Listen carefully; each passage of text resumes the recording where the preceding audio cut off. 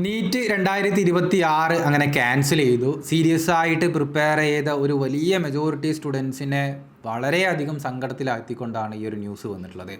പിന്നെ അങ്ങോട്ട് എക്സാം വരുന്ന സമയത്ത് എന്തെല്ലാം കാര്യങ്ങൾ ചെയ്യണം, കട്ട് ഓഫ് കൂടുമോ, ഇനി പ്രിപ്പറേഷൻ എങ്ങനെയായിരിക്കണം, കുറേ ആശങ്കകൾ നിങ്ങളുടെ മുന്നിലുണ്ട് എന്നുള്ളതറിയാം. അപ്പോൾ അതിനൊരു കൃത്യമായിട്ടുള്ള എക്സാമിനേഷനാണ് ഈ ഒരു വീഡിയോയിലൂടെ ചെയ്യുന്നത്. ഇതിന് മുന്നേ ഹിസ്റ്ററിയിൽ ഇങ്ങനെ സംഭവിച്ചിട്ടുണ്ടോ, ആ സമയങ്ങളിൽ കട്ട് ഓഫ് എന്താണ് ആയിട്ടുള്ളത്, അതേപോലെ ഇനി ഈ വർഷത്തെ എക്സാമിനേഷൻ നിങ്ങൾ പ്രിപ്പയർ ചെയ്യുന്ന സമയത്ത് എന്താണ് നിങ്ങൾ ശരിക്ക് പ്രിപ്പറേഷൻ സ്ട്രാറ്റജി ആയിട്ട് യൂസ് ചെയ്യേണ്ടത് എന്നുള്ള കാര്യങ്ങൾ. സോ നമുക്ക് ആദ്യം ഹിസ്റ്ററി ഒന്ന് ചെക്ക് ചെയ്ത് നോക്കാം, ഇതിൻ്റെ മുന്നേ ഇങ്ങനെ സംഭവിച്ചിട്ടുണ്ടോ എന്നുള്ളത്. അപ്പോൾ നിങ്ങൾക്കറിയാം, നീറ്റിന് മുന്നേ AIPMT ആയിരുന്നു ഇന്ത്യയിലുണ്ടായിരുന്നത്. ഓൾ ഇന്ത്യ ലെവലായിട്ടുള്ള മെഡിക്കൽ എക്സാമിൻ്റെ പേരായിരുന്നു. അന്ന് കേരളത്തിലൊക്കെ കീമ് വഴിയാണ് പ്രവേശനം നേടിയിട്ടുണ്ടായിരുന്നത്. AIPMT വഴി ചില കോട്ടകളും, പിന്നെ ഇതുപോലെ കീമ് കൊമടുക്ക വഴി സ്റ്റേറ്റ് എക്സാമുകൾ വഴി മറ്റു കോട്ടകളൊക്കെ ആയിരുന്നു അന്ന് നിലവിലുണ്ടായിരുന്നത്. അപ്പോൾ 2015 AIPMTയിലും 2024 നീറ്റിലുമാണ് ഇതുപോലെയുള്ള അലിഗേഷൻസ് ഇതിൻ്റെ മുന്നേ വളരെ സീരിയസ് ആയിട്ട് റിപ്പോർട്ട് ചെയ്യപ്പെട്ടിട്ടുള്ളത്. 2015 AIPMTൻ്റെ കേസാണ് ഏകദേശം ഇപ്പോൾ സംഭവിച്ചിട്ടുള്ള കേസ്. അതായത് എക്സാം ക്യാൻസൽ ചെയ്യപ്പെടുകയും പിന്നീട് കംപ്ലീറ്റ് ആയിക്കൊണ്ട് നാഷണൽ വൈസായിട്ട് എക്സാമിനേഷന് അപ്പിയർ ചെയ്യപ്പെടുകയും ചെയ്തിട്ടുണ്ട്. അപ്പോൾ എന്താണ് ആ ഒരു സമയത്ത് സംഭവിക്കുന്നുണ്ടാകുക? 2026 സിറ്റുവേഷനും ഏകദേശം സിമിലറാണ്. എക്സാം ക്യാൻസൽ ചെയ്തു, നീറ്റ് എന്നുള്ള രൂപത്തിലാണ് ഇപ്പം NTA പുറത്തുവിട്ടുള്ള പ്രസ് റിലീസൊക്കെ സൂചിപ്പിക്കുന്നത്. എന്നാൽ 2024 നീറ്റിന് ഇതേപോലത്തെ അലിഗേഷൻസ് ഉണ്ടായിട്ടുണ്ട്. പേപ്പർ ലീക്കുമായി ബന്ധപ്പെട്ട് തന്നെയായിരുന്നു ആ ഒരു കാര്യങ്ങളും സംഭവിച്ചിട്ടുള്ളത്. പക്ഷേ 2024 അത് നാഷണൽ വൈസ് ആയിട്ട് ആക്ച്വലി എല്ലാവർക്കും എക്സാം റീകണ്ടക്ട് ചെയ്തിട്ടില്ല.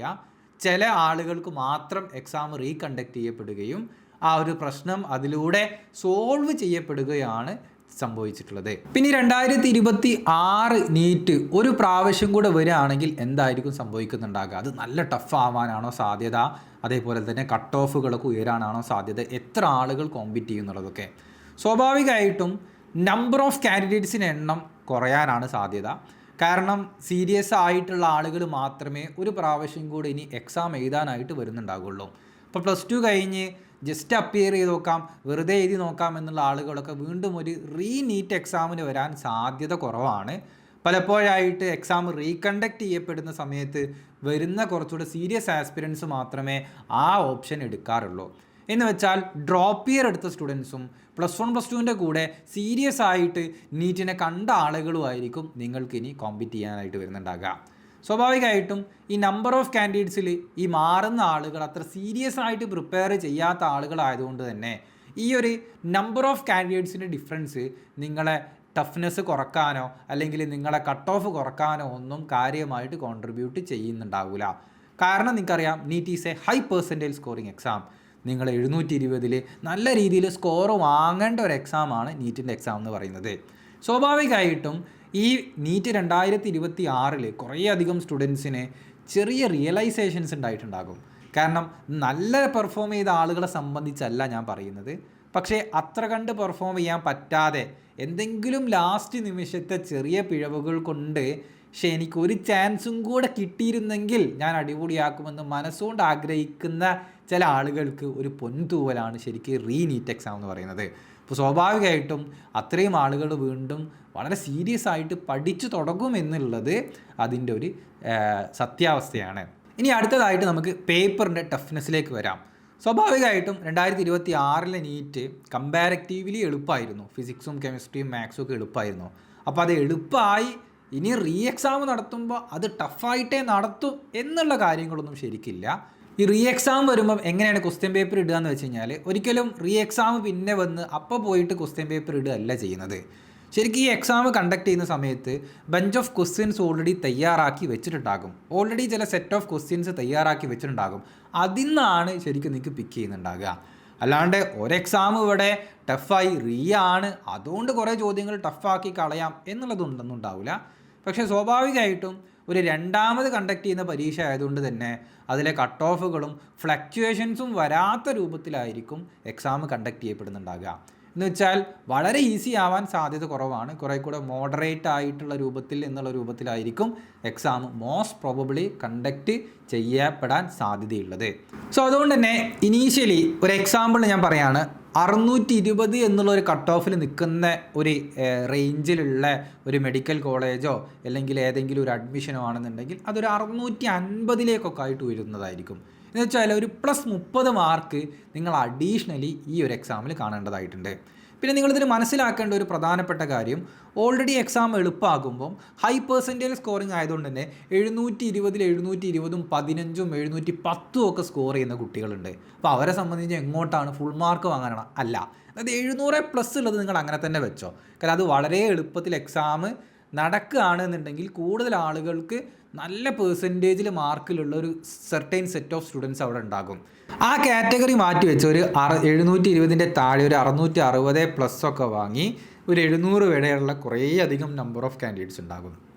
അപ്പോൾ ആ ആളുകളെ സംബന്ധിച്ചാണ് ഞാനിപ്പോൾ ഈ പറഞ്ഞിട്ടുള്ള കാര്യം. അപ്പോൾ ഇനി നിങ്ങളൊരു സീരിയസ് ആസ്പിരൻ്റ് ആണ് എന്നുണ്ടെങ്കിൽ നിങ്ങൾ എന്താ ചെയ്യേണ്ടത്? സോ നമുക്ക് ഏറ്റവും മികച്ച സ്കോറുകളിലേക്ക് തന്നെ ഇനി എത്തേണ്ടതായിട്ടുണ്ട്.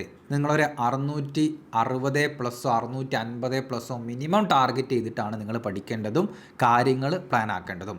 നിങ്ങൾ ഒരിക്കലും വീണ്ടും പഠിക്കാൻ വേണ്ടിയിട്ട് വീണ്ടും ചാപ്റ്ററുകൾ കണ്ട് വീണ്ടും ആദ്യം മുതൽ ക്ലാസ്സുകൾ കാണുക എന്നുള്ള സ്ട്രാറ്റജിയിലേക്ക് നിങ്ങൾ പോകരുത്.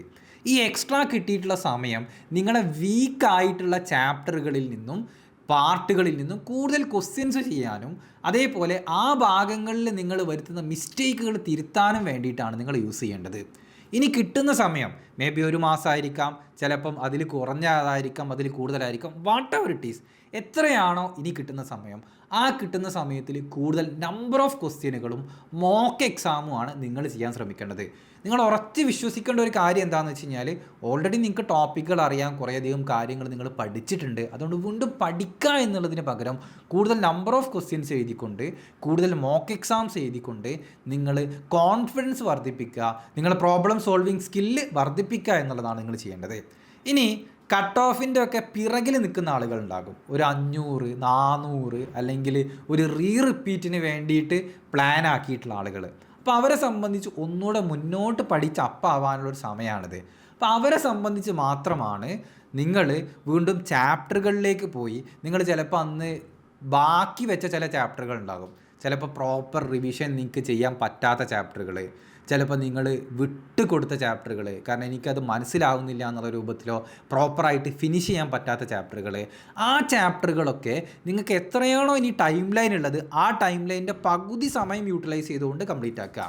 ഒരു മാസം സമയമാണെന്നുണ്ടെങ്കിൽ നിങ്ങൾ പകുതി മാസമേ അതിനെ യൂട്ടിലൈസ് ചെയ്യാൻ പറ്റുള്ളൂ. ബാക്കി നിങ്ങൾ വീണ്ടും എക്സാമുകളിലേക്കും ക്വസ്റ്റ്യൻസിലേക്കും കയറണം. എന്നിട്ട് നിങ്ങൾ സ്കോർ ഇമ്പ്രൂവ് ചെയ്യാനായിട്ട് ശ്രമിക്കുക. അപ്പോൾ ഒരു ഡെയിലി റുട്ടീനായിക്കൊണ്ട് നിങ്ങളെ ഭാഗമാക്കി ഇനിയുള്ള സമയത്തേക്ക് ആർജവമായിട്ട് മുന്നോട്ട് പോകുക.